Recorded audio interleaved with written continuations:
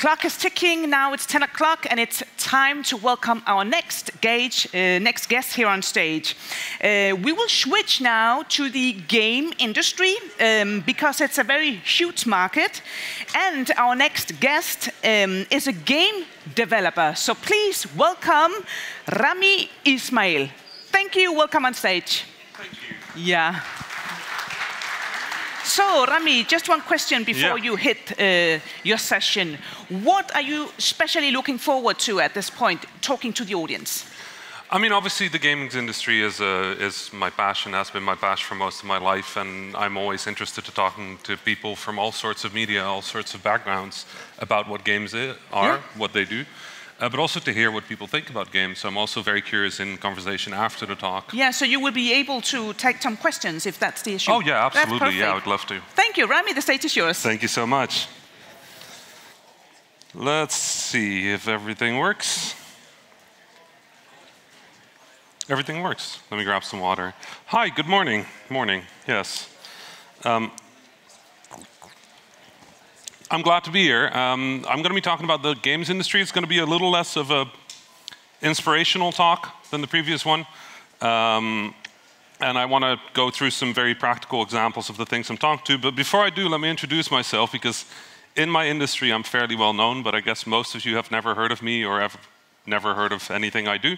So my name is Rami Ismail. I ran a game studio called Flere. That was a Dutch games company, a very small games company, an independent games company, which meant that it was a relatively small team making what we would call genuine or sincere games. That doesn't mean that they were serious games. Most of my games were about explosions in some shape or form, but they were made from our culture, from our background, from our heritage, just because we are people creating art.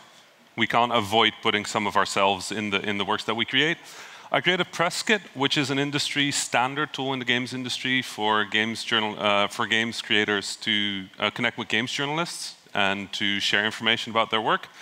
I ran a games conference called GameDev.world, which is a games conference in 8 languages. We live translated all speakers from their native language to 8 available languages, the 8 most commonly spoken languages in the world. If you ever run an event, don't do that.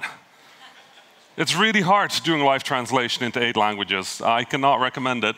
If you do it and you also want live subtitling, good luck. We had, I think, 120 translators in total stuffed into a small building with a bunch of laptops with about 600 meters of cables, and we ran it with 3 people.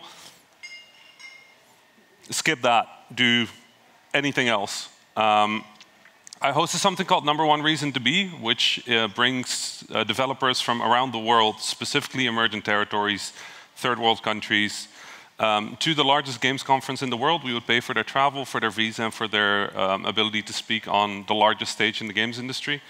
I write a newsletter called Leveling the Playing Field, and I spend way too much time on Twitter.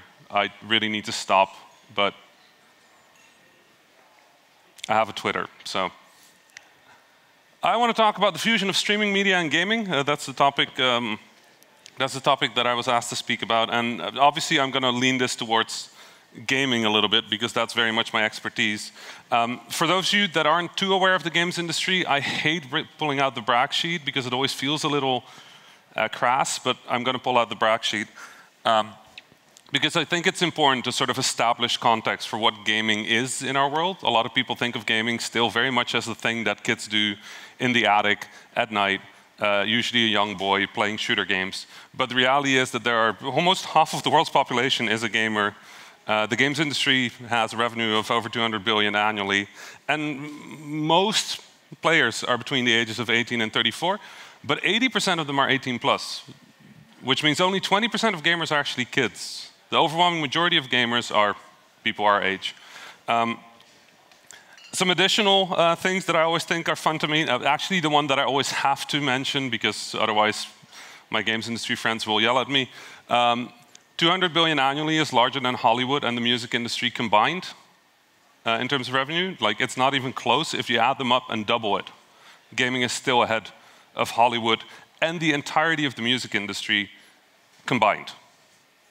It's a massive industry, absolutely preposterous. Hollywood has 42 billion, music has 26 billion. The largest group of gamers are in Asia. That's 1.5 billion gamers in Asia alone. The rest of them are spread around the world, mostly Europe, Latin America. After that comes North America, and then the Middle East, Africa. Each of those have more than 100 million gamers. And 63% of gamers would identify as casual gamers, which means that they play games on their mobile phone, but they don't play the games that you might hear about in the news. They don't play your Call of Duties. They don't play your Grand Theft Autos. They mostly play smaller, more casual games. Now, for me, games as a game developer are interesting for one very simple reason. For most of my life, I've been fascinated by technology. I've been fascinated by art. And gaming exists in a really weird spot that is just sort of like this cutting edge between technology and creativity and commerce. Working in games means you get to maximize what devices can do to create entertaining experiences. That's very different from software development, where we try to use as little as possible from a computer to achieve as much as possible. In gaming, we try to use as much as possible from a device or from its opportunities, and then try to achieve as much fun or as much entertainment out of it. That means that gaming very often is at the forefront of new technology. VR very rapidly came up through gaming. The internet and internet speeds were rapidly, as they exploded, gaming was one of the first technologies to really use that. Every time a new technology arrives, metaverse, blockchain, Web3, AI, but in the past, the connected world, Web2, VR, AR, XR, location-based gaming. Every time there was a new development, gaming jumps in first. And it's because we're a relatively agile industry. We operate really rapidly, and even with very small budgets, you can make games that can reach billions. As media, gaming is also interesting. It exists on a sort of intersection between entertainment, community, and lifestyle. A large part of gamers would think of themselves as lifestyle gamers. That would be people that play games as part of their identity. But a much larger part play games as part of a community. For a lot of you that might be the same age as me, might have memories of being at the schoolyard and talking about something you found in a video game, right? If you do this in a secret corner of this level, then something happens. And 50% of the time, those stories were nonsense. They're absolute bullshit. Nothing would happen. But you would tell these stories to each other in the schoolyard anyway, because it gave a sense of community. That has now translated into the internet, but it is a really big part of gaming. And obviously, gaming as entertainment is a huge part of gaming as well. Games are fun. Not all games have to be fun, but the act of gaming is engaging, which means that not only can you get people to have fun, to be distracted, but you can teach, you can show perspectives, you can put people in other people's shoes, because games have this wonderful thing called agency. Unlike most other media, say you take a book, and I love books, I'm not trying to dunk on books, but if you have a book, you would say something like, Frodo throws the ring in the volcano, right? And if you have a movie, you might say, Bruce Willis kicks the guy from the tower. But if you play a game, you say, I beat the level. I solve the problem. And that identification with the main character is extremely powerful, because it means we can do really wonderful things. For example, a game called Papers, Please from a few years ago puts players in the role of somebody who checks passports at a border crossing. And all you do is you make sure the stamps are correct, you make sure that the information is correct, you make sure that the photo is the photo of the person that is standing in front of you, and then you either accept or reject the passport. That's the full game. But through that game, they allow you to explore some really uncomfortable truths. Like, for example, if somebody offers you a little extra money if you let somebody through this border checkpoint, will you do it? Well, you might say, no, of course not. But now in the game, you get graded by how many passports you stamp. And if you stamp enough, you make more money.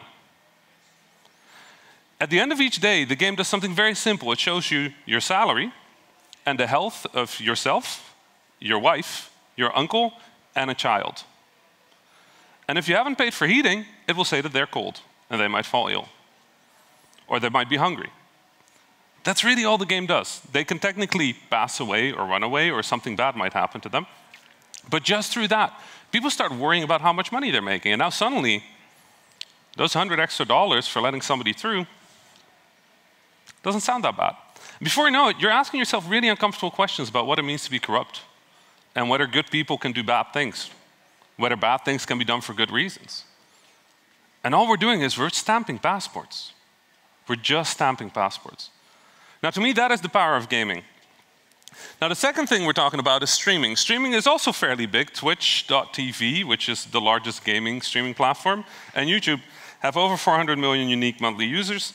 And they report that their top channels are generally gaming related. That was wild to me. Even as somebody who works in the games industry, that was surprising, because I always thought YouTube would have a lot of categories: real life, sports, makeup, lifestyle. I would think those would be ahead, but gaming-related, two of the top five channels on YouTube are gaming-related, and all of Twitch is pretty much gaming-related. Again, something with money. I'm not particularly interested, but I have to mention it because I don't know whether you care. So it makes lots of money. Now, live streaming, very similar to games, is a very powerful tool. It's a method of connection, of community building. But a lot of people that use live streaming or that watch live streaming also include inclusion, fun, and improvement as top reasons of why they're watching it. That's reported by Google, who've been tracking why people watch live streams. I think this is another thing that a lot of people don't understand, and that I myself as a game developer was really confused by. I make video games. I just told you a beautiful story about Papers, Please, and how stamping passports, how the act of stamping passports can teach us wonderful things about myself. And when live streaming became a big thing around 2014, as a game developer, my big question is, I'm making these games to be played. Why are you all watching this as video?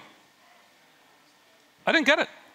I didn't understand why somebody would take my hard work that is meant to be clicked on and press buttons on, and then wonderful things happen, and then watch somebody else do it. And then spend their entire day doing it. I did not get it. So I started watching some of these streamers, and I realized that it's actually really compelling to watch other people play games, because they're making choices. And because they're making choices, they're revealing something about themselves. You feel like you understand them a little better. You feel like you get who they are, why they might make certain choices. You might be inspired by how they play, or you might be impressed by how they play. You might watch them because they're better at the game than you, and by watching them, you might become better at the game. And before you know it, you're part of this community of people who have inside jokes based on things that happened 2 months ago or a year ago. People that understand why a certain thing happens, or that have a catchphrase. And these live streamers, these people doing the influencers, the people that are doing these live streams, are really good at taking that and building on it, building this sense of togetherness. So, what cool stuff is happening in this intersection between gaming and streaming? I picked 5 examples that I think were really interesting. I'm going to run you through them, and I'm going to run you through the learning or the teaching that each of these has, and something that you might take away for whatever you might be working on. So the first one is a game called Choice Chamber. Choice Chamber is fairly old. It's almost a decade old by now. And it was a really interesting video gamey looking video game. Now this part here looks like every video game you might have ever heard of, but that part on the right is the interesting part. This is very early on, when live streaming was still thought of a linear, unilateral delivery method. People watch. Somebody streams, and somebody watches. But there was no connection backwards. The viewer could not interact with what was happening on the screen. Choice Chamber changed that. On the right, you see an interface where people in chat, people that were watching the stream live, could actually vote on what would happen in the game next.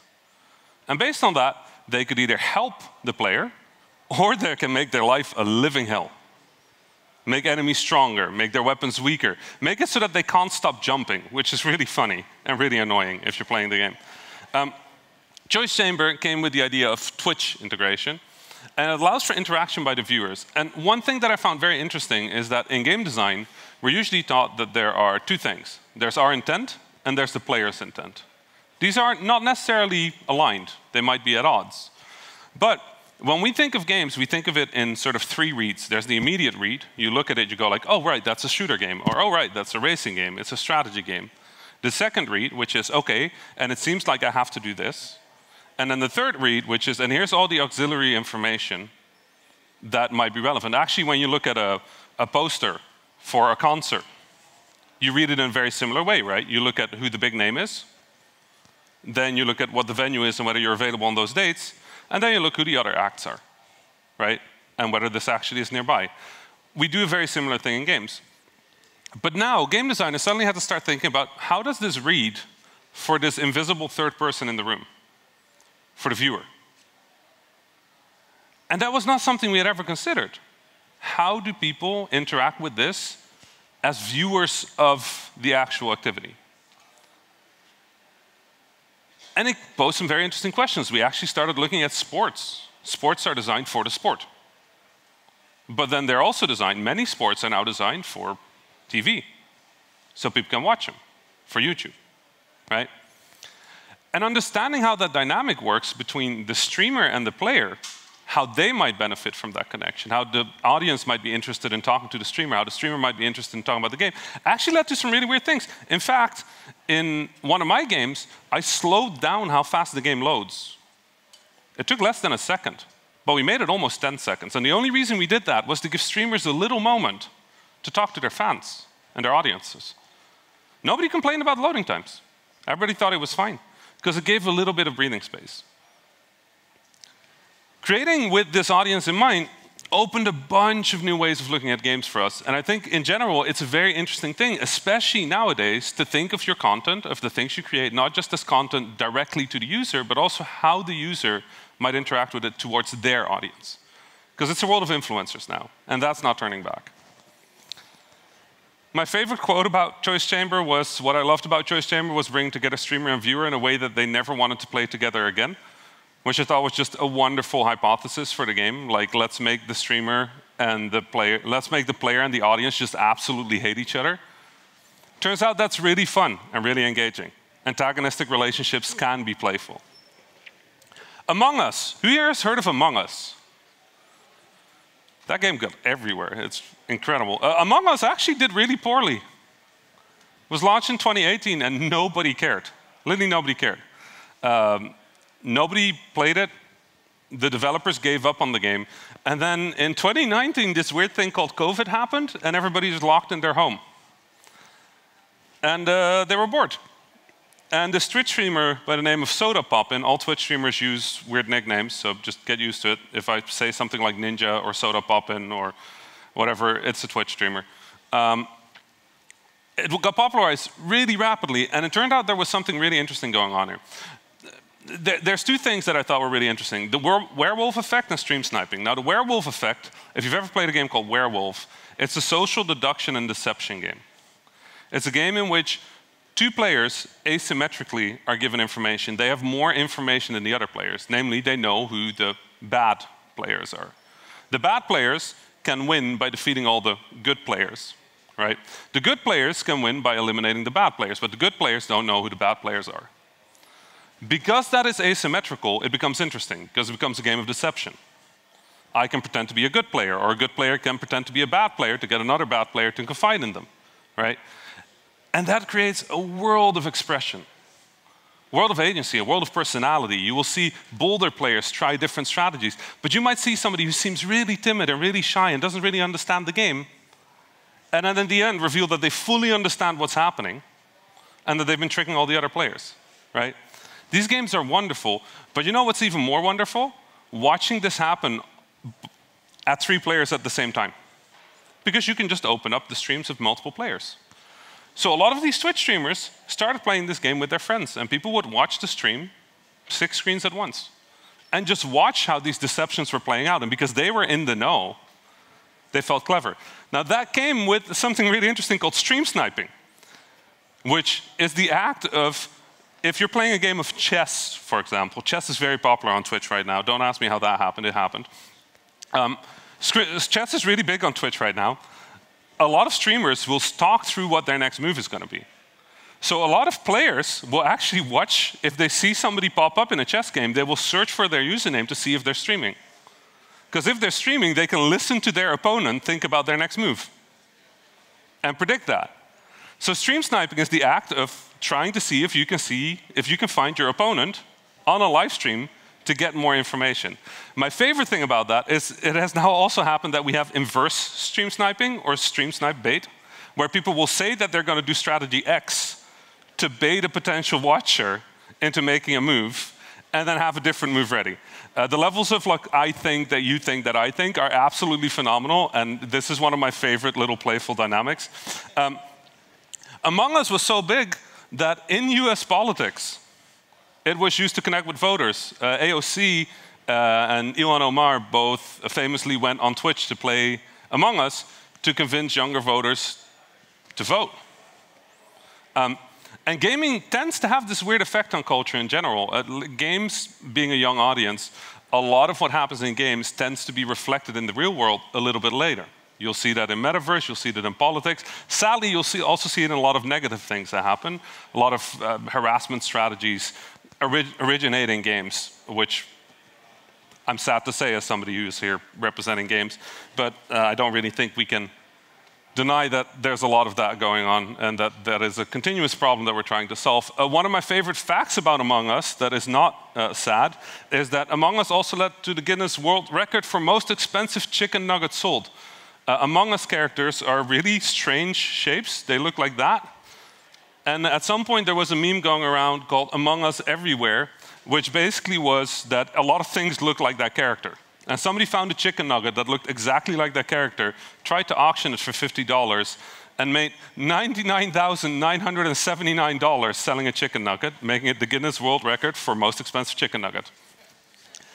This is Twitch Plays Pokemon, which is Pokemon is a Game Boy game from 2 decades ago. Oh my God, I'm old. From 2 decades ago, and it was not meant to be played with Twitch. Twitch didn't exist yet. But somebody went and programmed something where people in chat could send buttons to the Game Boy. And then the Game Boy would press that button, effectively making it tens of thousands of people trying to control one single video game at once. Utter chaos ensued because even getting to the door of a room became an impossible task as some players tried to achieve the goal and some players tried to work against it.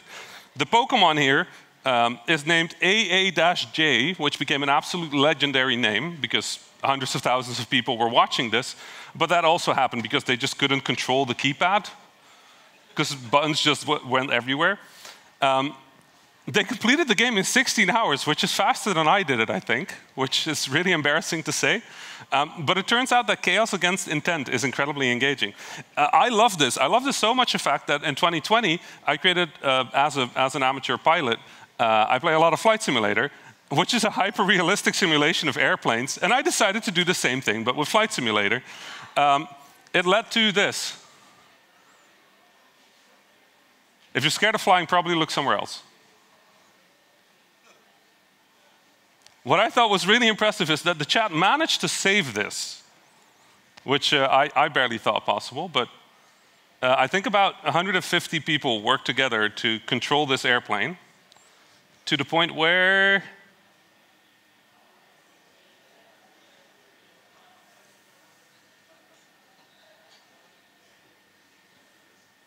it just made it. Now, the beauty of this, nobody intended this to happen. Just a lot of different people intended other weird stuff to happen. Altogether, it created this, which became the most memorable moment of this entire live stream, up until the stream worked together to complete a 10-hour flight from Bordeaux to Seattle, in which 2 loopings happened.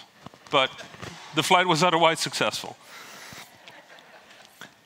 This is a Nuclear Throne. This is my own game. I want to put that there. This was an interesting experiment in that at this time Twitch was becoming really popular, and one of my biggest complaints about the games industry is we're really good at making these very fancy, beautiful documentaries about how games get made, but then really all that you see in the documentaries is somebody like move an arm, and we're just like, yeah, that's game development. It makes game developers look like they know what they're doing. And like in all media, nobody knows what they're doing. We have a vague idea of where we want to go, but we're creatives, right? If we know where we're going, it's not that interesting, right? Now, absolutely, yeah, there's commercial, there's the economic, there's the business part of it. But at heart, creatives are trying to go to a place that they don't know yet. Because otherwise, it's just plain old business, which is fine. Nothing wrong with that. But what I really wanted to show is that a lot of game development is weird. It's accidents. Things we didn't expect to happen, and then we think it's cool, and then we put that in the game because it's cool, right? So we developed this game live on Twitch. Twice a week we would go on Twitch, and we would show our game development to the people watching. We did one weekly update, so every week we would put out what we had released, and we would allow the audience to talk to us about what was happening. And we learned a lot about what the audience doesn't know. For example, when we were adding a weapon to the game, we added a new bullet type.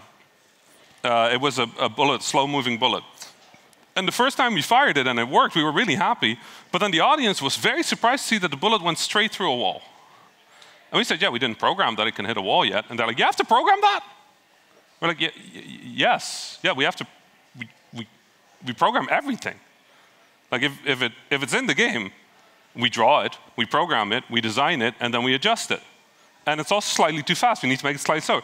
And it just blew the audience's mind. And that stream became very popular amongst aspiring game developers. Young kids, designers, people who wanted to be game developers, they just watched us make this game and bash our head against the wall and be confused about very simple bugs that we would look at for 2 weeks and go like, oh, we found the typo. And like that was 2 weeks of work to find the typo. We're like, yeah, that's game development. They're like, oh.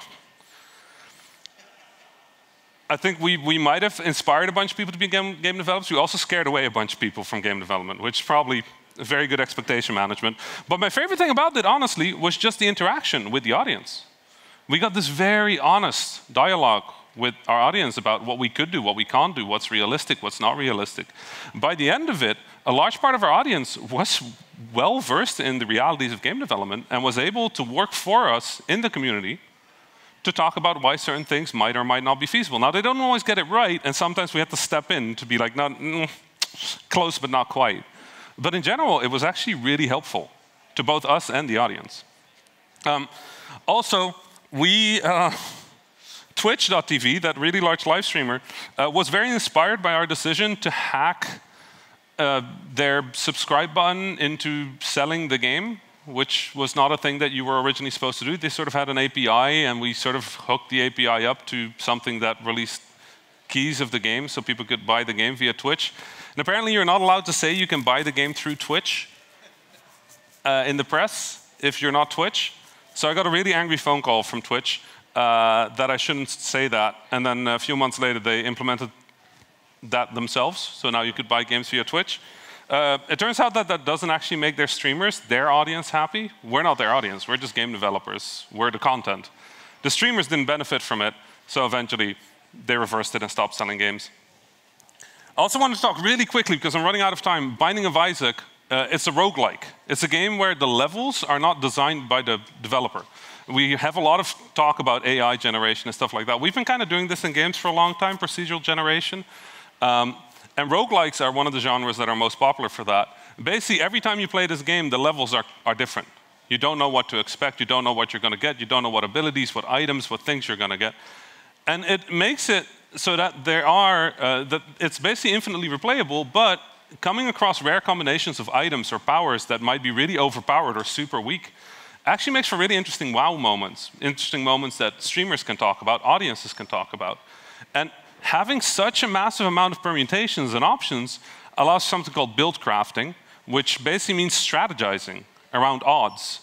And that makes for very interesting content, because you can root for a certain item to happen. If you understand the game better, you feel like you have an insight into the math of what's happening. And these streamers promote this level of mastery. They will get really good at this roguelike that will be infinite content. They can keep playing over and over and over without ever running of new scenarios to talk about.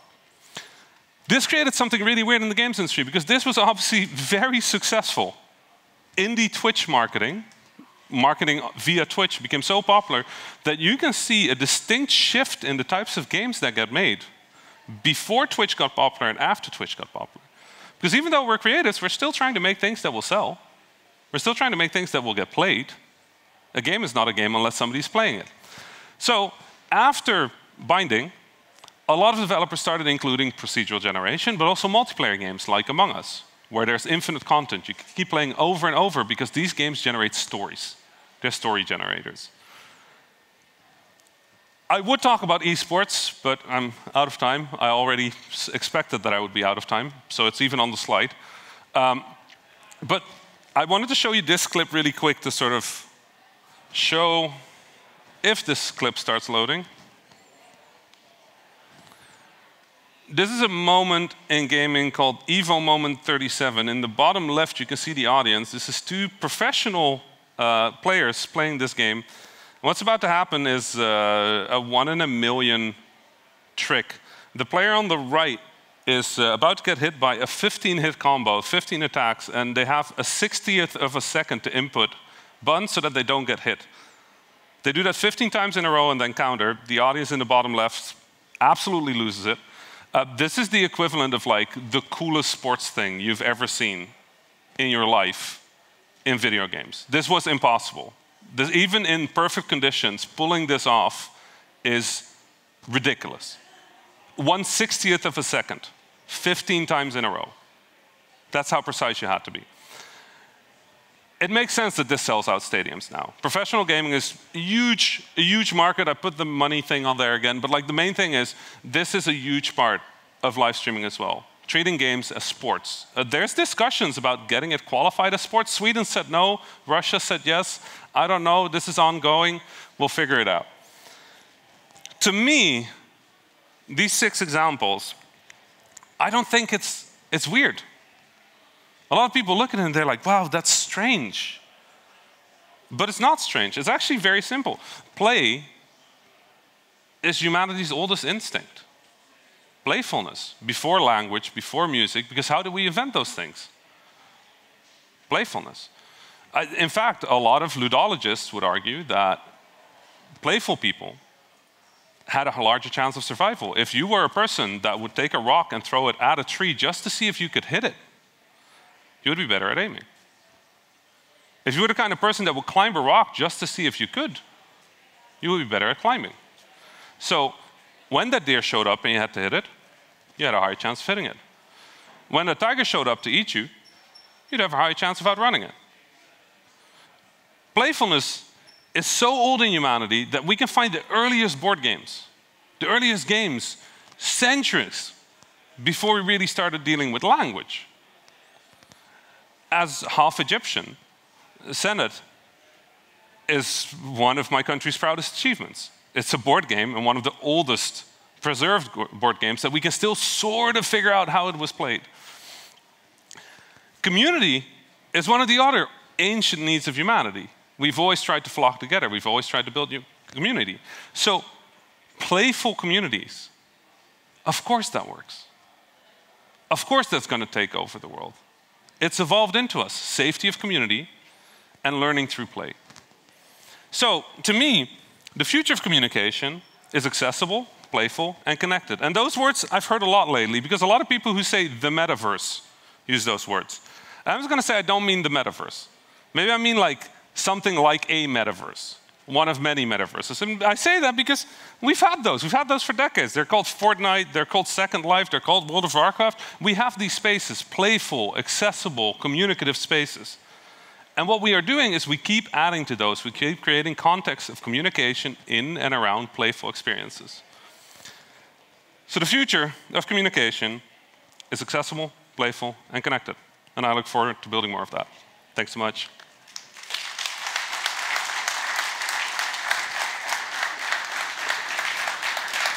Thank you, Rami, for reminding me that gaming is not just a game. I mean, it's a lifestyle, it's entertainment. One question before you leave the stage.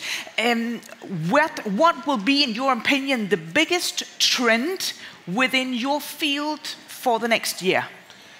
I mean, I think right now the answer would have to be it's always new technologies. In gaming, it will always be new technologies. So I think a lot of discussion right now is about AI, but it's obviously a discussion that is going to evolve along different lines, right? The commercial line, the ethical line, the playful line. And I think as that technology develops and matures and potentially runs into regulation or the realities of copyright, we're going to see very playful use of it in games as well. So I'm looking forward to how that evolves. Great. Let's see if there's a question in the audience. If not, I think you did a very good presentation. Thank you for sharing your thoughts. And give him an applause, please. Rami, thank you. And now it's time to have a little break. Enjoy a coffee break, and then I'll see you back here in about 15 minutes, 20 minutes to have the next session. Thank you.